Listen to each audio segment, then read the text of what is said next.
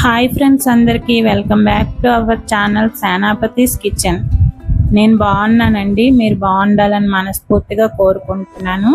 ఈరోజు మనం అమ్మమ్మలు నానమ్మలు కాలం నాటి పద్ధతిలో బెల్లం పరమాన్నం కట్టెల పొయ్యి మీద మట్టి కుండలో చేసుకుందాం.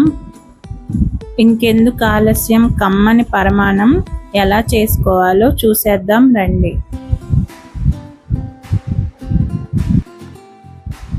ముందుగా ఒక గిన్నె తీసుకొని అందులో ఒక గ్లాస్ బియ్యం,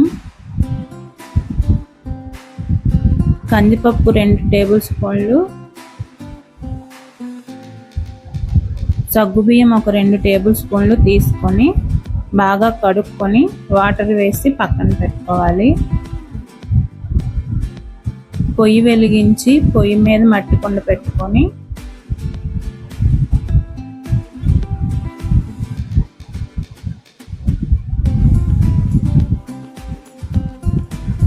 కుండలో ఒక గ్లాసు పాలు వేసుకొని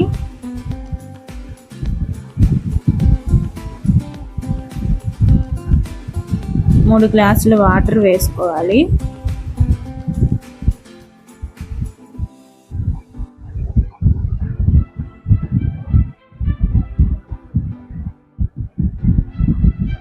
మూత పెట్టుకొని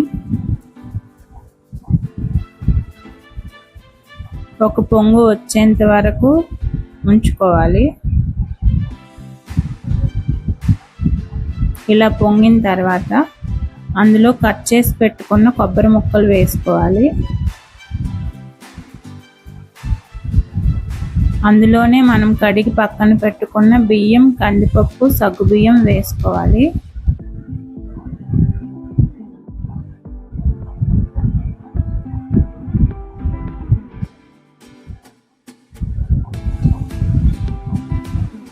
అలా వేసుకున్న తర్వాత ఒకసారి గరిటెతో కలుపుకొని మూత పెట్టుకొని ఒక 2-3 నిమిషాల పాటు ఉడికించుకొని మూత తీసుకొని కలుపుతూ ఉడికించుకోవాలి.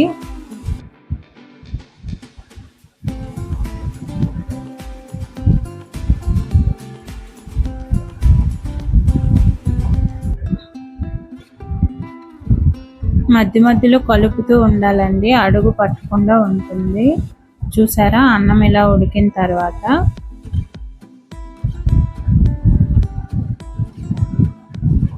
దాంట్లో ఒక 1/2 టేబుల్ స్పూన్ ఉప్పు వేసి కలుపుకోవాలి.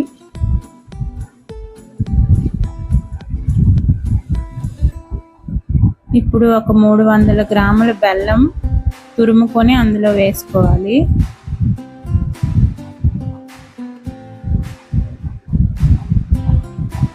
బెల్లం కరిగేంత వరకు బాగా కలుపుకోవాలి. గరిటెతో బాగా కలుపుకోవాలి.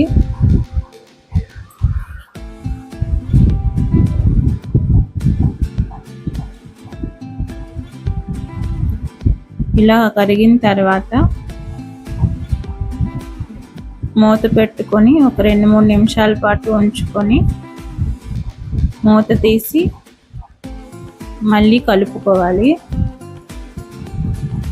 ఈ పరమాన్నాన్ని మధ్య మధ్యలో కలుపుతూ ఉండాలండి, అడుగు పట్టేస్తుంది లేకపోతే. బెల్లం వేసాం కదా. ఇప్పుడు దంచి పెట్టుకున్న ఇలాచీ పౌడర్ వేసుకోవాలి. ఒకసారి కలుపుకోవాలి.